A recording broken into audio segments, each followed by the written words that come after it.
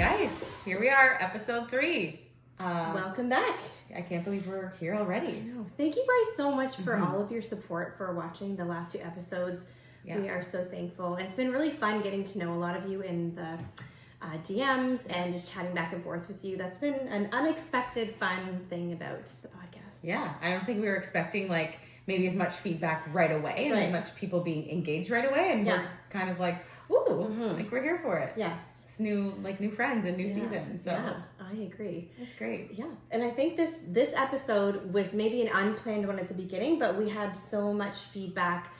We were going to move on from our stories and kind of the focus on divorce onto something else. Yeah. We were going to talk about friendship actually, which we still will circle back to that, but there were so many comments and questions that we just thought we would kind of dig a little deeper into kind of like what life was like for both of us post-divorce.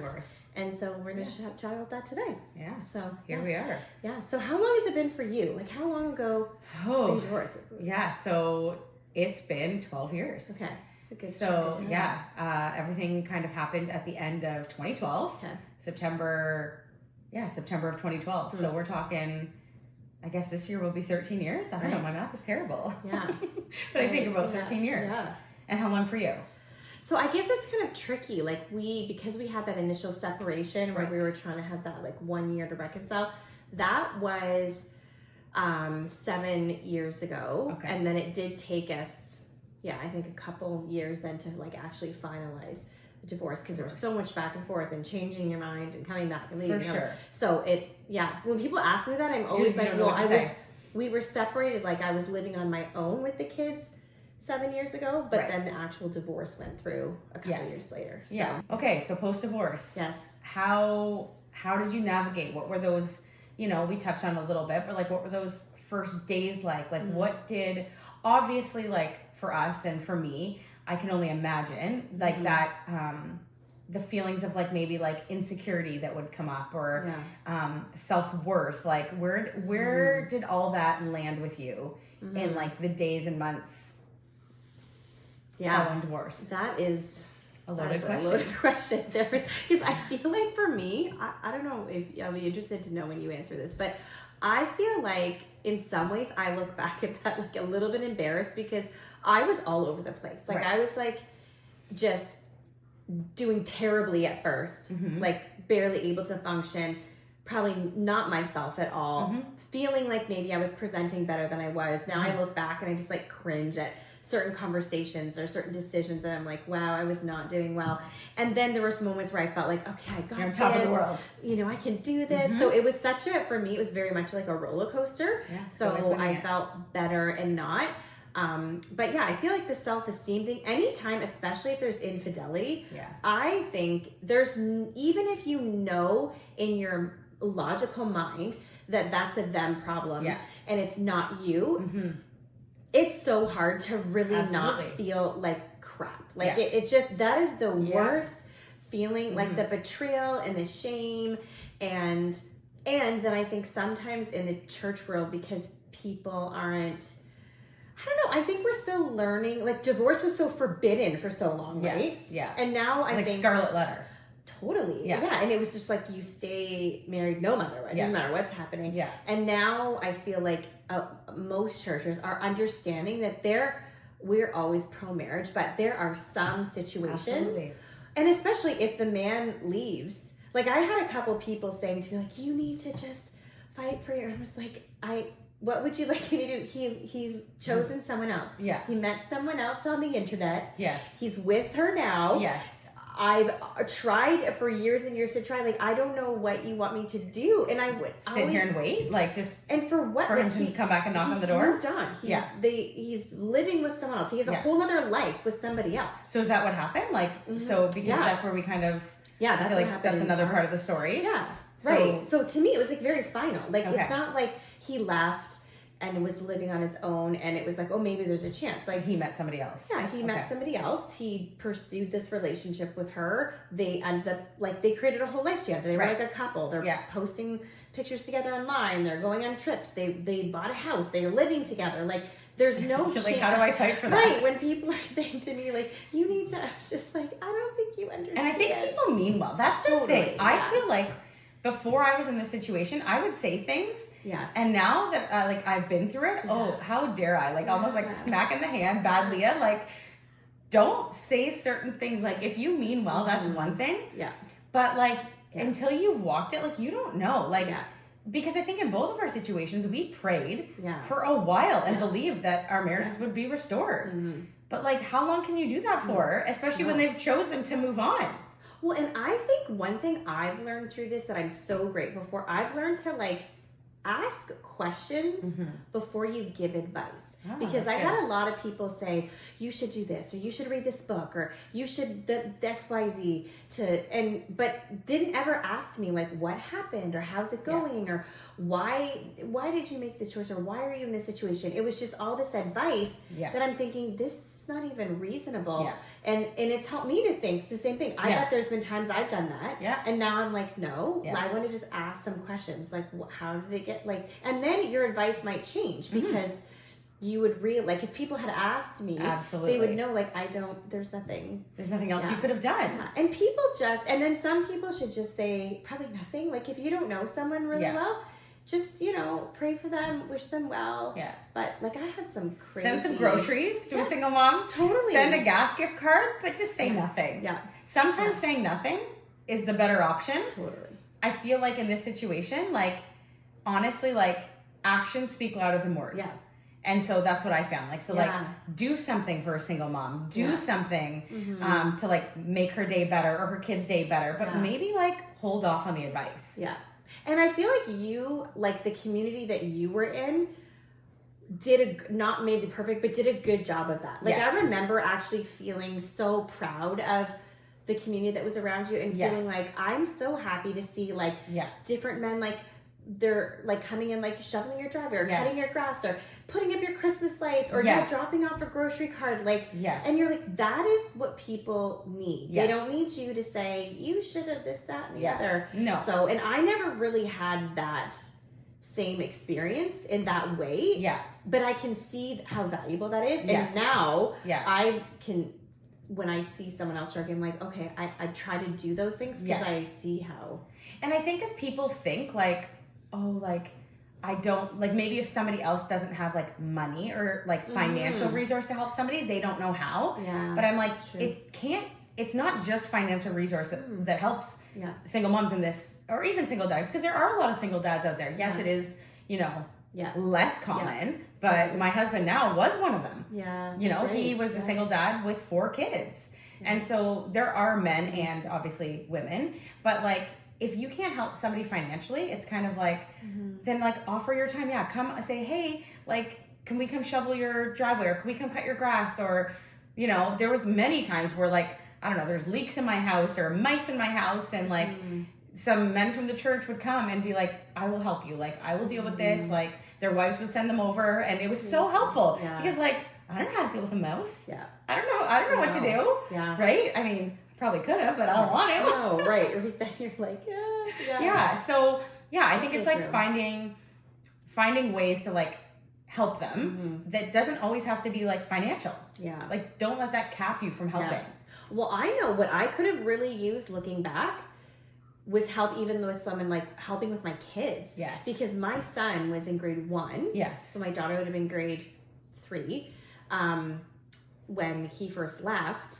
And I had really no help. Like he wasn't doing well enough to have like the kids where it's like, oh, on the weekends you have a break or these certain days, like he wasn't doing well in that way. So I had my kids every single day, 24/7, every single school thing, practice, sports thing, like youth group, kids' friends' birthday party, everything they needed for school they have to run and get. Like I'm trying to work and do all of that. And I remember feeling very overwhelmed and I didn't really have like help with the kids or anything, which even somebody offering to be like, hey, let me take the kids for a couple hours or let me. And I think people's lives get overwhelmed with their own day to day, but it's like, how can we do that? How can we help? Especially for you because you virtually had them all the time. Yeah, and that you're right. That's like a good non-monetary way of just your time. Or even sometimes just coming and sitting. Like if you know someone's, because like I found what was the hardest is like, I after the kids go to bed, yes, and you're sitting in a lonely bedtime. house where you're like, and then I felt like too, like after I dropped them off from school, like alone in the car, I would always feel, and I think because your body's releasing too, because when you're with your kids, you're trying to put on this brave face, pulling it together. But I did have that because I had some good friends, like, and I loved that when they would like come over, and just hang out, just during, just so they know, just so you're not alone constantly, absolutely. Right? The night times were always the hardest for me, I think too, because they were so little, that I would like put them to bed, and they go to bed early. It's like 7 o'clock, and then like 100%, and I can't even leave the house. No, same. Like you're like I can't even leave the house to get groceries. I can't leave. You know, I would say like I had a couple young adults because like I was very particular. Like I didn't trust a lot of people because mine were so little. I mean, it was 7 months. Like, I'm not just going to trust anybody. But there was a couple young adults that I found from the church that, like, I really trusted. And then when I needed, I would, like, call them in. I would, like, bring them in as babysitters or whatever just to give me that bit of a break. Because, like, you need it. And I think, too, like, advice I would give to anyone going through divorce or any sort of traumatic thing is, like, find the people you need for that season. Because there might be people that are good friends of yours, but not everybody is good at navigating through those situations. Sometimes people don't know what to do and they just like retreat but then you could find somebody who is good at that. And that's a lesson I learned. Because if you would have said to me before this happened, you know, who would be the people who would be there for you? I would have given you a list that is very different from the people who actually were actually there for me. Absolutely. And there was some crossover. And I realized that just even looking at my friends, I was like, wow, some people are really good at loving and caring for people when they're going through something. And some people just that's just not their thing. They're not good at it. Maybe they're intimidated, and not that they're a bad person. It's just they're strong in friendship in other ways. But I remember the day that I found like the messages on the computer with whatever. I had already made plans with one of my really good friends to go to her house after school with the kids because she had 2 kids then, and our kids went to the same school. But then I found that out literally like 30 minutes before school pickup. So I'm just like rattled, freaked out. I'm trying to pull it together to go get my kids. And I just quickly text her and I was like, hey, something came up. I can't make it. I have to cancel today. So sorry. Didn't say anything because I just wanted to go home and like cry in my bathroom or something. Right? You're like, I can't get it all out to you right now. Totally. Sorry. Sorry. And I remember I got to the school parking lot and we both got there early and she walked up and because she's a good friend, I think she took one look at me and she was like, are you okay? Like, what's wrong? And then I just broke and I was like, no. And I started to cry and I just gave her a quick synopsis of what had just happened. And right there in the parking lot, she was like, what? And she was so amazing. And I was like, well, I'm sorry to kid. And she said, no, get your kids, follow me in your car. You're coming to my house. We're going to put a movie on in the basement for the kids. I'm going to make you a cup of tea. You're going to stay for dinner. And I was like, no. And she was like, no. Like, and she wouldn't even take, and she just literally took me under and just wing. Literally cared for me. And it was so, I wouldn't have even known that I needed that, but she just stepped right up. And then she would be one that would follow up with me every couple days and say like, come over and have dinner. And, you know, her husband helped me with a lot of things and helped things with my son. And I was so thankful for that because absolutely, you know, you need that. And even like I had another person too in the other extreme, like that first friend was a friend I've had for years. I had another person who I knew her from our church, but I didn't know her well. And I don't even know if we'd ever like hung out. And she just asked me to go for lunch. And then she just was so kind and so caring and whatever. Good. And then she was the same. Like they had a pool and it was in the summer. So she would invite, like, bring the kids for a swim, stay for a barbecue, stay for dinner, come for lunch, like, and constantly. And then she was so great too, because when everything's falling apart, you don't even realize the like practical things you have to take care of. Like 100%. You have to get your own bank account and you have to you're paying for a new mortgage. I was trying to move because I couldn't afford the house we were in, and she helped me with that. You got to do a car and like switching cars over. There's a million things, and you're just in a fog. Well, how do you like do all that while you're still grieving, and in the back of your mind, like you're seeing that you know he's with somebody else too. So dealing with like that in the back of your mind too, being like, he's literally chose somebody else. Yeah. And I'm trying to survive. I'm trying to do, you know, everything with the kids, and they're just off living their life. Yeah, it's like, oh, this is the life I promised you. Just kidding. I'm taking it away. Yeah. And there's nothing you can do. And then just leave you. Like, you're left to scramble and pick up the pieces. Yeah. And my friend was so great. She was like, she's so like administratively savvy. So she would say, like, what are you doing with your bank account? I'm like, oh, I don't know. I didn't think. And she was like, okay, come with me. She literally drove me to the bank. We closed my bank account there. Drove me to the separate bank. Went in with me. Was like, we're going to open up a bank account for her. Like, as if you're like 9 years old and you're like going with your mom. I did that. And then when I needed to move, she said, you know, she called and set up an appointment with this mortgage broker that she knew, and like, you're going to meet with this mortgage person, and I was like, that's what you need, totally, because you're living in such a fog, and like I needed it post divorce. I think you live in a blur, of like, okay, your life's just been flipped upside down, and I think especially when there's been affairs, I think, you know, it's one thing when two people just like amicably decide we don't want to do this anymore, we don't want to be married. It's much easier, I would say, to like move on, right? But when there's been like affairs, like it's like you're picking up the pieces of a shattered, broken heart at the same time as trying to scramble, figure out all the day-to-day stuff, plus take care of your kids. Yeah. And then you're having to work and all these new like up hours or get another job, and it was just, it was over. I can't even remember. It's a blur. Oh, it's funny because before when people be like, I blacked out. I'm like, did you? Yeah. Or you just choose not to remember. But I can tell you there are chunks of time that I was like, I don't even really know how that happened or how I got from here to here. 100%. Because it's so overwhelming. Too? Yeah, I definitely felt that way. And I think, I mean, obviously in my situation, like, I didn't really touch on this in the last episode, but like, he went on to marry my... well, ex-best friend, I would say at this point. I mean, definitely not best friends anymore. Fair. It's fair. Yeah. It's really hard to overcome that. That's right. So, you know, they went on to like pursue this relationship, and they moved in together first. And then eventually, you know, they got married. And so I think for me, the hardest part would be, it's like, I was willing to like forgive what happened. I was willing to forgive all that I found. Excuse me, choking there. You decided to get that word forget out, eh? Yeah. It's a daily process. Daily surrender to the Lord to this day. But yes.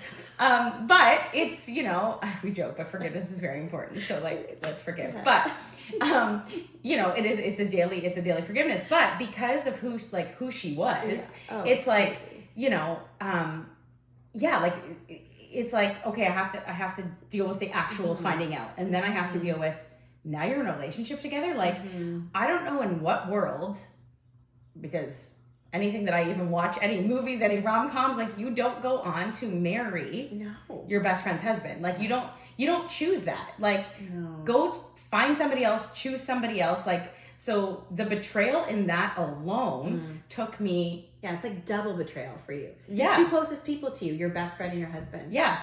And so like, it was a lot. So it's taken me years. Like there was seasons where like, I actually could not physically drive to, like, because we would have a meeting ground and we would meet like in a common area to like transfer kids.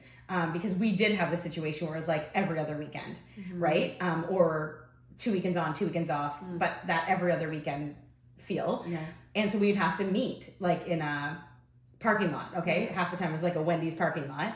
And if I knew she was going to be there, it was like the whole way there, because I'm trying to hold it together for my kids. Like, I don't want them to like pick up on my, of course. My anxiety or the heaviness, the heart stuff that's going on. Like, my heart's literally beating out of my chest. And then I would full out. The second the kids got out, if I knew she was going to be there, full on panic attack. Like, even if she didn't get out of the car, because and my counselor would say, like, it's a trauma response. Like, it's your body's way of like, releasing. Well, that's like unnatural. That is unnatural. I don't care if you're part of a church, not. I don't even think that's like a religious belief.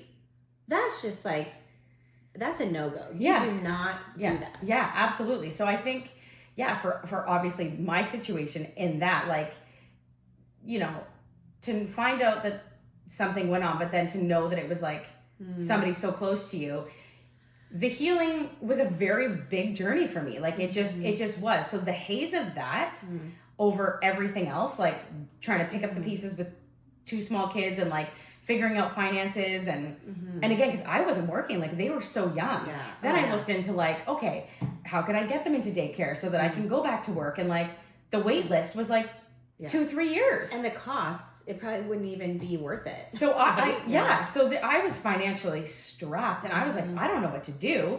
Yeah. So, you know, I housed international students. I rented out our basement. Because you were really resourceful in that way. You were good with that. You made a lot of sacrifices with your space in your home. Absolutely. To like try to looking back too, because like I have like crazy bathroom issues. Like I need 2 bathrooms, like because I get such anxiety that if I need the bathroom, somebody's gonna be in it. And looking back, I'm like, okay, at one point, me and the kids were in 1 bedroom, and our house was really tiny back then, right? So we're in 1 bedroom, and then I had 3 international students living with me on like a 1-floor bungalow. And 1 bathroom. So I'm like, how did I do that? Like, but you do what you have to do to bring in money. Like you have to. You have to, or else we're not eating. We're not like. Well, and I think the thing too that I hear comments from people who haven't gone through divorce and makes me realize like, oh, you just don't really get it. Like, I think people who haven't been divorced think like you get divorced, you kind of start healing from that, you move on, you start this new chapter of your life or whatever. When really, especially if you divorce somebody from the circumstances that we share, like you don't get to that place if the person that you were married to was considerate, kind, you know, gracious, thought of you, you know, had good morals and character. Like you don't get there. So then when you divorce a person who struggles with those traits, then things like showing up to pick up your kids with your friend in the car, that's not kind or necessary, right? It's kind of like, and that's just like another. Or just give me time. And honestly, even some time. I mean, not that time matters because it's just inconsiderate, time would, right? Like, I don't think it's no. It doesn't matter how much time. It will always be hard. With it being her, you know what I mean? But just like have some consideration. Like you've chosen this life. You know, he chose that life, but like, and the consideration for that, even the situation you would get put in financially, or like what you're how you're having to live, how their kids are having to live because they just want to do what makes them feel good. Like there's an ongoing pain in that people, I think, that haven't experienced divorce don't understand that often that comes where it's not over. Yes, you're divorced and you're not maybe living in it daily with that person in the home.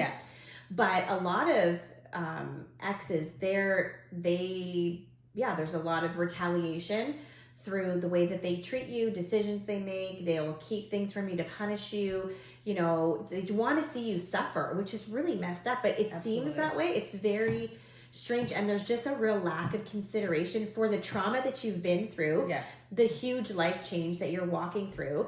And I think that's where we all as a society need to be better to support single moms or like people who are coming out of trauma like that. Absolutely. Well, it's like my counselor said at one point, and it's been said many, many times, but like a divorce is harder than a death because at least with a death, it's final. Right? Where a divorce, it's like grieving and ripping the Band-Aid off over and over and over and having to like deal with that. So with a death, it's final. And so often the grieving that comes through a divorce is a constant grief. And it's not even just grief, it's like re-wounding. Like the person keeps doing and saying stuff that's so hurtful to you, hurtful to your kids, that if your kids are hurting you, as the mom is hurting. Like it's really, that's why even partly I always say, like, if you can make it work. If it's safe and there is a way that there's some health there. It's way easier. I just think divorce is not easy. It's not easy because it's not God's intent. Like God's design is for reconciliation and for marriages to be together. And you and I would both sit to this day Yeah. saying that. Yeah. And I can say that like I am remarried and, you know, we've gone on to have a beautiful life. However, that doesn't negate the pain that, you know, we walk through or what you've walked through. Like it will always be painful because it's not God's design. No. Because God's design is marriage. Yeah. God's design is reconciliation. However, it doesn't always happen. Yeah. Right? And then so what are you left to do? What do you like pick up the pieces? You pick up the pieces and you fight as hard as you can for your kids and you fight to, you know, make the sun shine in their life and like bring them brighter days because it's hard. Yeah. It's hard. Like being a single mom when you're trying to play both roles, and let's be honest, like even if you have, like obviously in my situation, like I co-parent, they go and see their dad, but you know, especially before I was remarried, it doesn't matter still for 14 days, you know, when they're not going on weekends, like you're a single mom, you're doing it day in and day out with no break. Yeah. You're driving to youth group, you're driving to soccer, you're driving to baseball. Yeah. It's exhausting. It is. And it's like, it feels like you can't say anything, or maybe this is just a me thing. I'd be curious to know if you feel this, but I feel like maybe too, because like divorce is sort of prevalent, like a lot of people experience divorce, it just feels almost normalized and like you can't say anything. So even though you're exhausted and pushed to your end and it's so hard. You just have to pretend like, or not even pretend, but just, I don't know, it just doesn't feel like you can complain about that because it's like, everybody knows like 10 people who are divorced. But even like the other day, it was so funny. My son Cole had a parent teacher interview, and we were just chatting with his teacher about his school and whatever. And then just out of nowhere, and I don't know the teacher even that well, and he just said to me, he's like, you know, my wife got taken out with this like really bad flu the last week and she's been out of commission. So I've been parenting on my own, my kids without my wife's help. And he was like, man, like it just made me think of you and like good for you and good job because like I am drowning here. I'm so exhausted. It's so hard. And I couldn't imagine living like this and this would be my life. Like always doing this. Yeah. And it's been how many, like 8 years now I've been on my own. And I feel most days now like strong and fine. My kids are older. It's way easier. Yes. But when he said that, I almost started to cry and I had to like fight back tears. And it was don't make me cry. I think it was just the recognition. Yeah. I think I don't know. I've had maybe a couple people even just acknowledge that over the years, just to acknowledge that's really hard. Yeah. That's even something you can do for somebody that's a non-monetary support. Like just to say, I see that this is really hard for you. And I just see that, you know? And so, anyway, it's just like a funny thing. It caught me off guard and then I left. Of course. Like, pull it together. You're fine. But I just was like, wow, I was so touched. Because I think you want to feel seen. Yeah. You want to feel like, okay, I'm going through this. Does anyone realize how hard this is? Or like just validated that you're not so weak. Yes. Like, because sometimes I would question that. I'd be like, say that. I've thought, you know, I just feel like I'm not good at this. I'm not good at being a single mom because especially when there's those days you drop the ball and you forget like an appointment or a kid, you're late to something and then you feel bad and you're just like, mom guilt. It's too much. Thing. Like I can't do all of this and I'm not doing well at it. Yeah. And just to have someone just acknowledge that that's okay because it would be hard for me too. Like when I had to do this, when my wife was sick, it was hard for me too. And, right? Yeah, absolutely. So, you know, there's a time where I think you're going through it and you're like, how am I ever going to be able to afford anything in life? Right. Like, it's so true. I just remember literally being like, I can't, like the sacrifices you have to make as a single mom. Like, I'm like, you know, like I stopped like getting my nails done, which was always a big thing I did because I love having my nails done. It's like a pretty thing. I'm like, I love how, but like you stop, but like I would have like a girlfriend of mine that she would come and like once every other month or once a month she would come and say, I'm going to take you to get your nails done and I'm going to like pay for it. And I'm like, really? And like just to make me feel like, okay, because there's times where you're like, will I ever, not that like it's all about that, but will I ever feel human again to like be able to afford things other than groceries, diapers, and formula? Right. It's like, is every moment a struggle or is there ever going to be some moments where it's not just constant struggle? Yeah. There was times where like I lapsed on my mortgage because I was like, I don't know how I'm going to pay this. Yeah. Like, I actually don't know. And the bank kept calling and calling. And I was like, I don't know what I'm going to do. So I'm like, okay, Lord, like, I remember laying it on the table and laying my hands on it and being like, okay, I actually don't know what I'm going to do. And, you know, then somebody offered to pay 2 months of my mortgage for me. And so it's just, God, like, there's so much more. And we'll hold that for another episode. But just like the faithfulness of God and like, I remember even like you and Dan paying for It's funny every time. Do you know that someone asked me, like, how did you guys keep saying Dan? I'm like, oh, we didn't. We edited it out. The amount of times you were like, you just said his actual name. I was like, what? Yeah. And then we had to go back and record it. So there's a lot of editing. It was hard. It's true. But, you know, I remember you guys just, you obviously were still together at the time, but like you sent the kids and I to Great Wolf Lodge. And I remember just like being so grateful for that little escape, because at that time, like, there's no chance I could have afforded that. And to like get that time away with the kids, but like that was such a blessing. And so it's like finding those little blessings amongst the pain and like in the valley that literally shape your life as a single mom. And I just think too, that's like such a good reminder to all of us, whether it's divorce or some other hardship that people are going through, like the amount of times, and I've done this too, so I'm like speaking from experience, the amount of times that you genuinely think of somebody and you feel for them and you're like, oh, I wonder how they're doing, but you don't send a text and ask, you don't call, you don't do the thing like drop off a Starbucks gift card or drop off groceries or whatever you could.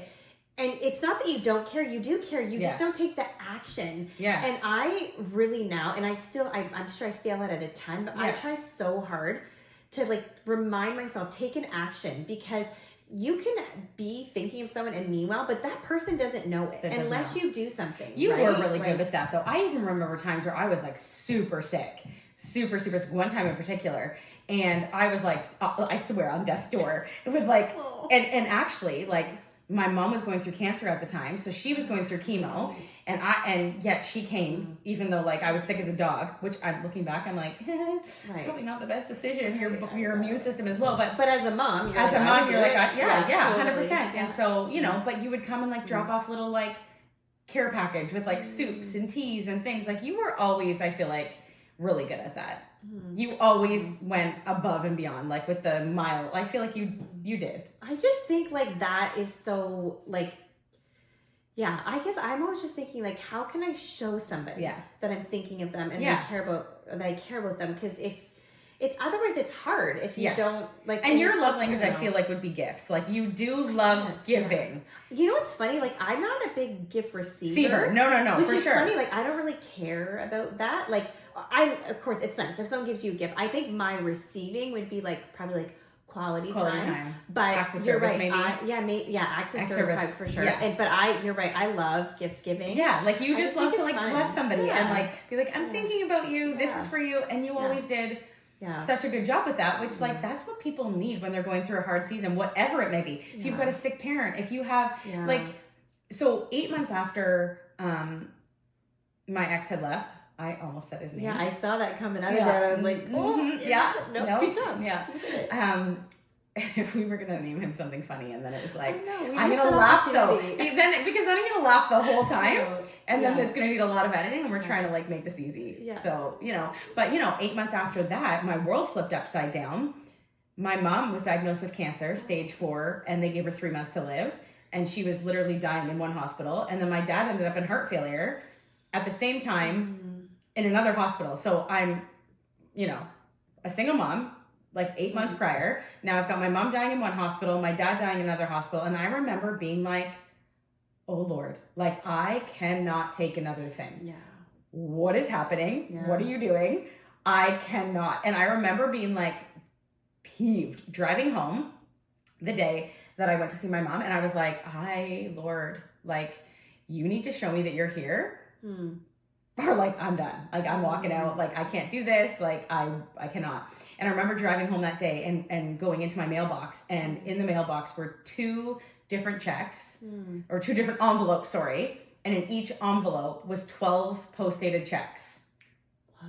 Yeah, 12 post-dated checks, and that went for a year, obviously. Wow. 2 different envelopes, 2 different people. Wow. Not knowing each other. That's wild. Yeah. And I literally, as clear as day, heard God be like, I'm not just going to take care of you today.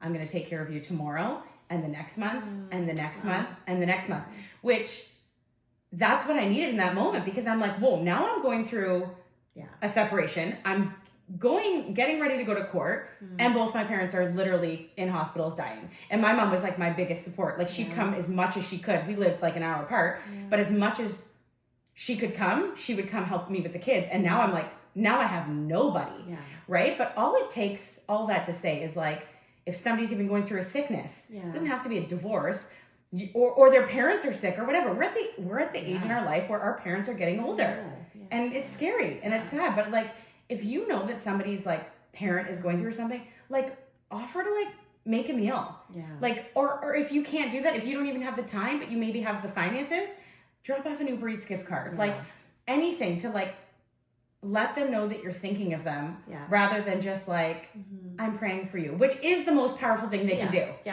I'm not negating that. It is. When somebody says they're praying for you, you be so thankful, because it is. But like practical, how can we help? Because I think like we need each other, right? Like I always say this to my kids. I'm like, if we didn't need community and need each other, God, when he created the world, he could have done anything. He would have given us each our own planet to live on by ourselves. But that's not the way it is, because people need other people, especially in hard times. So when you see someone that you love and care about, and you kind of like back away or just don't think to do like action to support them, that's really like a loss for everybody, because it strengthens your friendship when you go through hard times with each other. Absolutely. It's good for the person who's in need.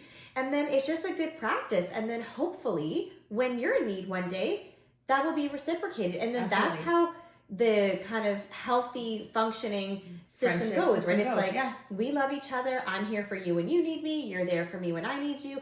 I don't have to be so scared to face things, because I know I'm not doing it alone.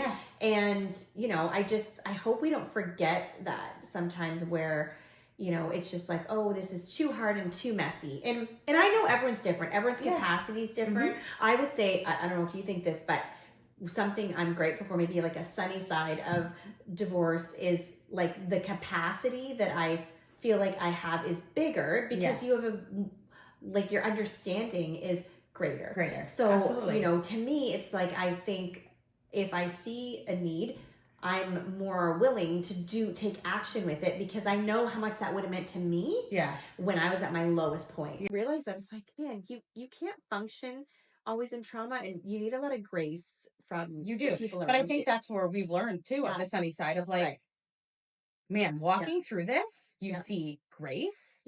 Like your abundance, like your capacity for grace grows. Your capacity, I feel like, forgiveness grows. Totally. Because you have to. So like, even in the valley, like even in that, like all you want to do is get to the mountaintop.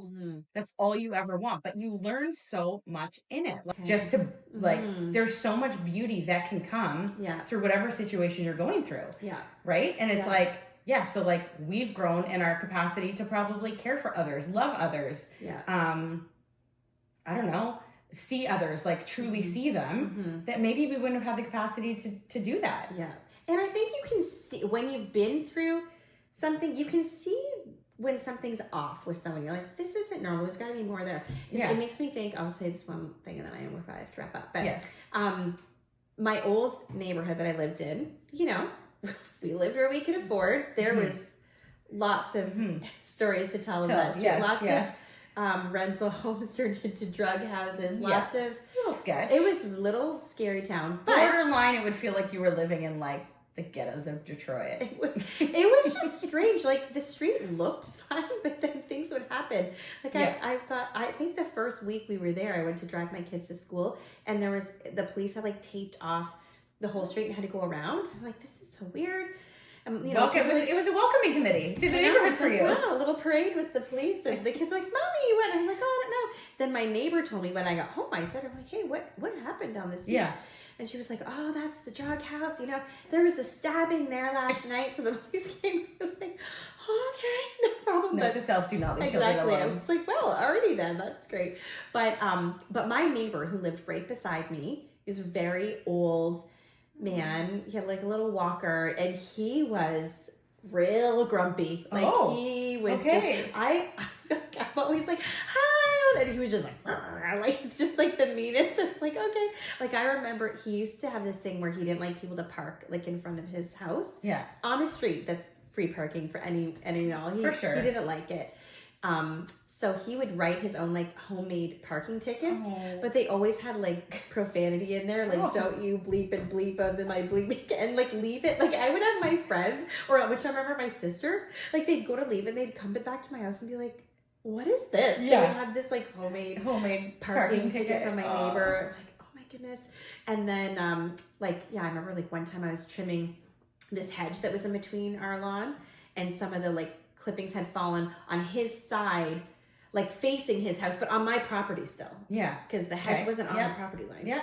And it was super hot. I went inside to get water, and then my kids were like, Mom. And I looked out the window, and he was out there with his walker and parked it, and was bending down and chucking the like clippings back over the middle of my lawn. And I was like, oh, okay. So I just like let him go, whatever.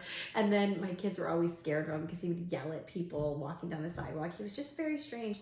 And I remember I said to my kids the one time, like, this is unusual. Mm-hmm. Like something more must be happening because this is an unusual response and like meanness and grumpiness. And then I realized after months and months of being there, like I never saw one person come or go from that house, not one visitor. And maybe he had them and I just missed them. Yeah. But I started to notice, like, I think he's lonely and he's alone all the time. So then I said to my kids, I'm like, we're just gonna kill him with kindness. Yeah. So we would bake stuff and I would send them over. And the first few times they were so scared. I'm like, just like, smile on your face. I was like, just knock. Ding dong ditch, knock and run. Totally. And like, you don't have to say anything. Just say, this is for you, and then leave. You don't have to. And they're like, okay. And then I would always like make leftovers for my dinner, send it over. And then eventually he did warm up. Like he wasn't super like warm and fuzzy, but he'd be like, oh, thank you for that. That's really nice. And like, and it was like, okay. And then he stopped writing the parking tickets when my friends came to visit. And so that's great. But to me, it's like, I realized like, this isn't normal. Yeah. Like, so instead of getting upset at somebody's responding well, to realize you've obviously are struggling with something. Yeah. And who knows, like maybe his wife had passed away. Maybe, who knows, right? But you just like, instead, I'm not even going to focus on the behaviors, but just be like, I'm going to give grace because something is off here. And obviously you need a little grace because you're just a little struggle, but maybe you wouldn't have been able to even think that if you hadn't walked the road that you've walked, right? Grace is the biggest thing. I think the biggest word even of even our lives, but this episode is like, just show grace.